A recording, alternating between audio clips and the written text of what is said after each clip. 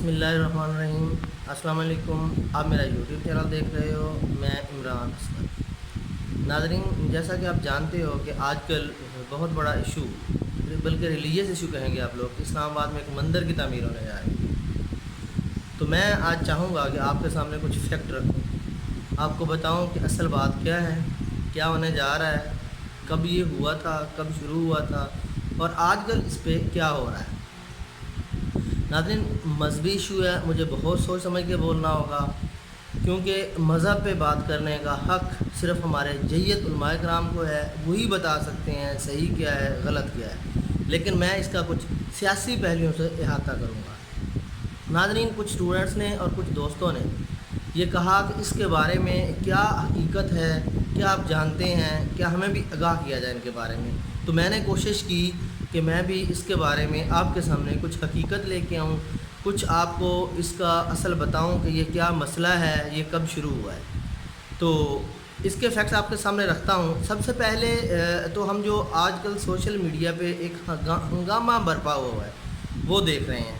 ہمیں اندھا دھند تقلید نہیں کرنی چاہیے، ہمیں فیکٹس پہ جانا چاہیے، ہمیں علماء کرام سے رابطہ کرنا چاہیے، ہمیں علماء کرام سے آراء لینی چاہیے، یا گورنمنٹ جن علماء سے لیتی ہے ان آراء کو ہمیں فالو کرنا چاہیے۔ تو یہاں پہ یہ چیز سیاسی طور پہ استعمال ہوتی ہے۔ فار ایگزامپل، ایک پارٹی والے دوسرے پارٹی پہ الزام لگا دیں گے، یہ دیکھو جی انہوں نے اسلام کو نقصان پہنچا دیا، یہ دیکھو جی انہوں نے اینٹی اسلام کر دیا۔ دوسری پارٹی والے پہلی والی پہ الزام لگا دیں گے، یہ دیکھو جی انہوں نے یہ کام کر دیا۔ خدارا ایسا نہیں کرنا چاہیے، بغیر تحقیق کے ہمیں کوئی بھی پوسٹ، کوئی بھی کچھ بھی شیئر نہیں کرنا چاہیے۔ جیسا کہ ایک گروپ نے اب بیان حلفی بھی چلایا ہوا ہے سوشل میڈیا پہ، کہ وہاں پہ بیان حلفی دیتا ہوں کہ میں فلاں فلاں اس مندر کی اس طرح کر کے انگیسٹ ہو رہا ہے یہ اسلام کے، تو میں اس کے اگینسٹ ہوں، آپ بھی آ جائیں، اس میں شامل ہو جائیں۔ جبکہ دوسرے پہلوؤں سے ایک اور پہلو بھی ہے کہ ہمارا ایک مندر بننے سے کیا ہمارے اسلام کو نقصان پہنچ جائے گا، کیا ہمارا اسلام اتنا نازک ایک مندر بننے سے ہو جائے گا۔ یعنی دونوں پہلو ہیں یہاں پہ آپ کے سوشل میڈیا پہ۔ تو آپ کو فیکٹ سے جان کر جینا ہے، آپ نے فیکٹ کو دیکھنا ہے کہ فیکٹ کیا ہے۔ ٹھیک ہے جی، اب ہم دیکھتے ہیں اس کے فیکٹ کیا ہے۔ تو اگر ہم لوگ تھوڑا ریلیجیس غور کریں تو آپ پچھلے دوروں میں چلے جائیں تو وہاں پہ آپ کو ایسا، جب مال غنیمت والا سسٹم تھا یا جس میں جزیہ فدیہ وغیرہ کا سسٹم تھا، تو وہاں پہ تو سختی سے منع کیا ہوا تھا کہ آپ کسی کی بھی عبادت گاہ پہ کوئی بھی پیسہ اس گورنمنٹ کا آپ نہیں لگا سکتے۔ یہ تو آپ یعنی خلیفہ کے دور کی جب باتیں ہو رہی تھیں تب کی باتیں ہیں، تب کی باتیں میں آپ کو بتا رہا ہوں۔ یہاں تک بھی ہے کہ ان گورنمنٹ کے پیسوں سے آپ مسجد بھی تعمیر نہیں کر سکتے۔ جو زکوٰۃ عشر وغیرہ کا پیسہ ہوتا تھا وہ کیوں، وہ صرف اس مملکت کی فلاح، لوگوں کی فلاح کے لیے استعمال ہو سکتا تھا۔ ہاں، عبادت گاہ کون بنا سکتا تھا؟ وہاں کے لوگ بنا سکتے تھے، وہاں کے لوگ اپنے پیسوں سے، جنہوں نے عبادت کرنی ہوتی تھی، یہ لوگوں کے ذمہ ہوتا تھا۔ تو آئیے میں دیکھتا ہوں، آپ مندر کی طرف چلتے ہیں کہ یہ مندر کب سے شروع ہے۔ 2015 میں ہیومن رائٹ کمیشن نے ایک لیٹر لکھا اسلام آباد مندر کے لیے۔ یہ ہندو پنچایت ہوئی جی، کب ہوئی؟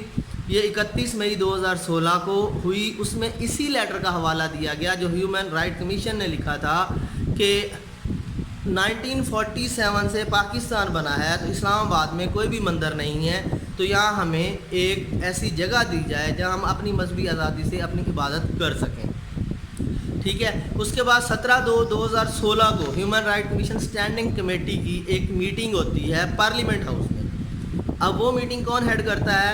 وہ ہے جی جو اس اسٹینڈنگ کمیٹی کی چیئر پرسن تھی محترمہ نسرین جلیل صاحبہ، اس نے ہیڈ کی، اور یہاں پہ یہ 17/2/2016 کو طے پایا اور CDA کو احکامات جاری کیے گئے کہ ان کو زمین دی جائے، ان کو جی ہندوؤں کو ان کے لیے، ان کے ٹیمپل کے لیے، ان کے مندر کے لیے زمین دی جائے۔ ان میں سب سے پہلا کام شمشان گھاٹ تھا، پھر کمیونٹی سینٹر تھا، اس کے بعد مندر تھا۔ اس کے بعد پھر 8/6/2016 کو ایک ہیئرنگ بھی ہوئی، قانون بھی پاس ہوا، جس میں کس کس کو بلایا گیا جی؟ 4 لوگوں کو بلایا گیا۔ چیئرمین CDO کو بلایا گیا، سیکرٹری منسٹری ریلیجیس افیئر کو بلایا گیا، چیف کمشنر ICT اسلام آباد کو بلایا گیا، اور ہندو کمیونٹی کی طرف سے جو نمائندگی کر رہے تھے ان کی طرف سے پروفیسر ڈاکٹر اشوک کمار کو بلایا گیا۔ اور پھر کیا ہے جی، پھر یہ فیصلہ ہوا اور 2017 میں زمین الاٹ کر دی گئی۔ آپ خود دیکھ سکتے ہیں کہ 2017 کب کی بات ہے، کب الاٹ کی گئی، آپ خود فیصلہ کر سکتے ہیں کس کی حکومت تھی، آیا انہوں نے غلط کیا صحیح کیا۔ میں یہ اس جھگڑے میں نہیں پڑھنا چاہتا کہ صحیح کیا یا غلط کیا، صاف ظاہر ہے اس وقت کی حکومت نے صحیح کیا ہوگا، علماء کرام سے مشورہ لیا ہی ہوگا، جید علماء کرام سے فتویٰ لیا ہی ہوگا، تو تب ہی یہ کام کیا گیا ہوگا۔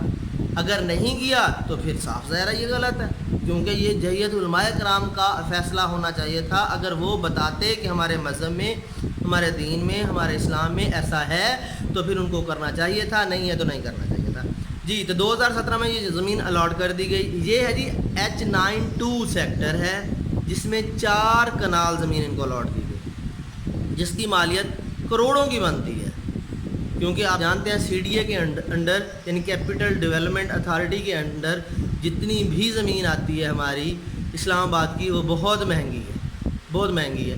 تو یہ زمین ان کو دے دی گئی۔ کب کی بات ہے جی؟ 2017 کی بات ہے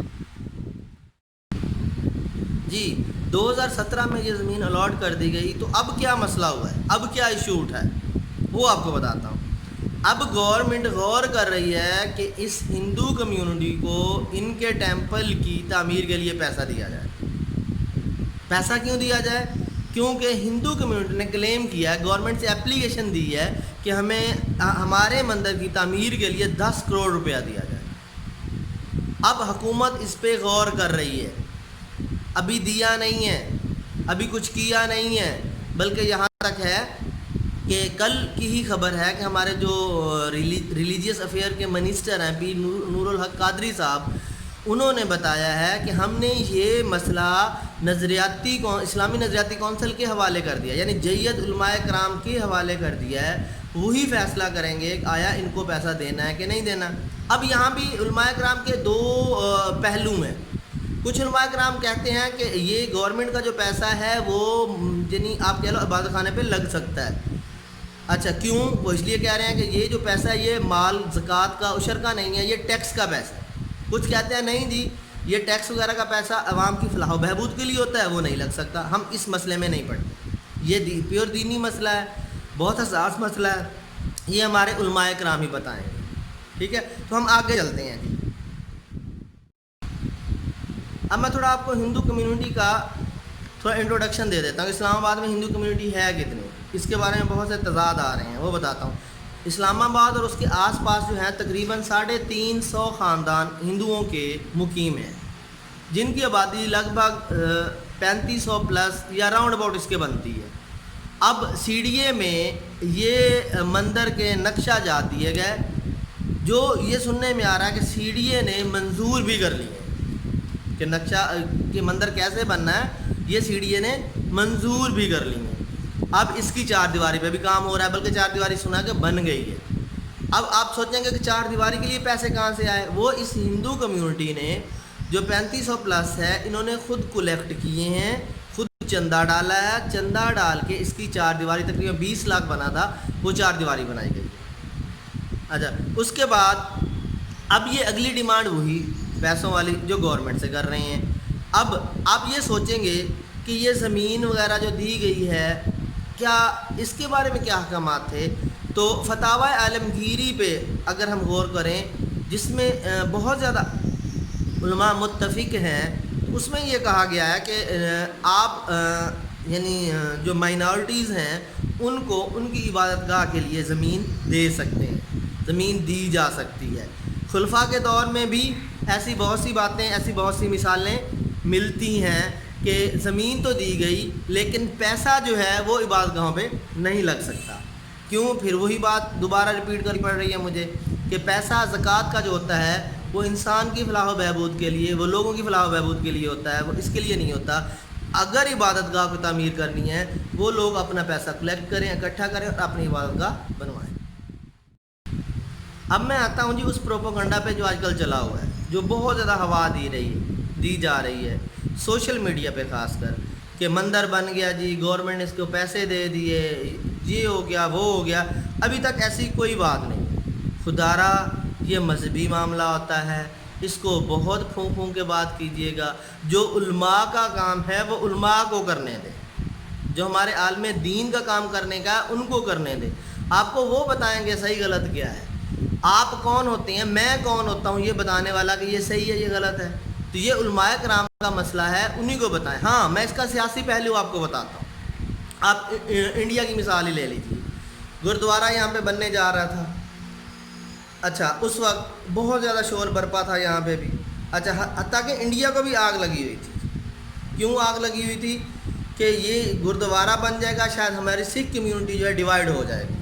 لیکن پوری دنیا کو اس کام کو سراہا گیا. میں سیاسی بتا رہا ہوں, میں مذہبی نہیں بتا رہا. مذہبی میرے علماء کرام ہی بتا سکتے ہیں, انہی کو پتہ ہے کیا. میں صرف سیاسی پہلو کا احاطہ کر رہا ہوں.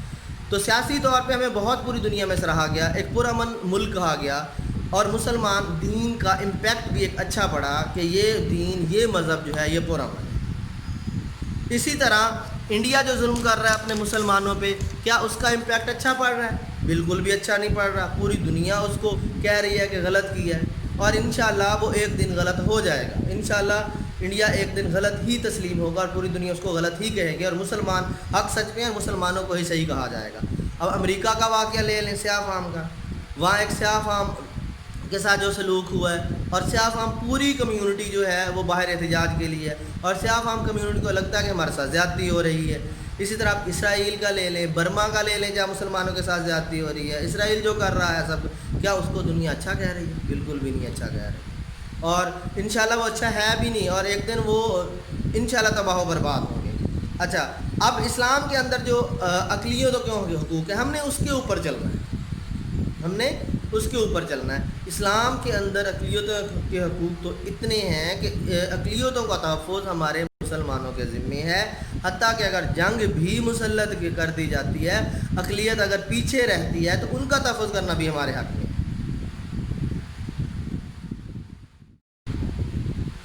اب سوال یہ پیدا ہوتا ہے کہ ریاست مدینہ کا, جس طرح یہ سوشل میڈیا پہ پیسہ اس مندر پہ نہیں لگ سکتا. جی بالکل نہیں لگ سکتا. اور باقی یہ فیصلہ ہمارے جہیت علماء کرام ہی کریں گے کہ اس کا پیسہ لگ سکتا ہے یا نہیں لگ سکتا. اب یہ سیاسی فائدے کے لیے کچھ لوگ مذہب کو استعمال کرتے ہیں. خدا را سیاسی فائدے کے لیے مذہب کو مت استعمال کریں. یہ بہت حساس پہلو ہوتا ہے, اس میں کسی کی جان جا سکتی ہے, عزت جا سکتی ہے. آپ سیاسی پہلو کے لیے, سیاسی فائدے کے لیے مت مذہب کو استعمال کریں. ہاں اگر سیاسی مذہب کے لیے سیاسی فائدے کے لیے استعمال کرنا ہے تو سب سے پہلے تو گربان پکڑے نواز شریف کا, میاں محمد نواز شریف جو اس وقت کے وزیر اعظم تھے, اور اب عمران خان کا پکڑے. پھر تو آپ ایسے کریں نا, سب کو ہی انوالو کریں. لیکن افسوس کہ جو سوشل میڈیا پہ ہے وہ یہی ہے کہ بس ایک ہی فریق کو بنا لیتے ہیں. اگر کوئی ایک پارٹی والا دوسرے فریق کو بنا, دوسری پارٹی والا, تو آپ پارٹی سے ہٹ کے آئیں اسلام میں, آپ پارٹی سے ہٹ کے آئیں دین میں, پھر دین کو دیکھیں, پھر آپ کو دین کا پتہ چلے گا. تو ہمیں اسلام کے مطابق چلنا ہے. جو ہمیں اسلام نے راستہ دکھایا ہے ہمیں اسی پہ چلنا ہے.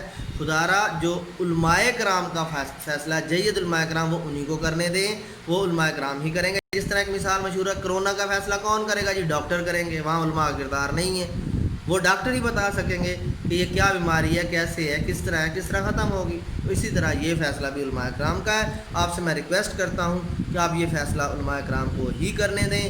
یہ کچھ فیکٹ تھے جو میں نے آپ کے سامنے رکھے. انشاءاللہ نیکسٹ ویڈیو میں ملاقات ہوگی. تب تک اپنا خیال رکھیے گا. بہت شکریہ. اللہ حافظ.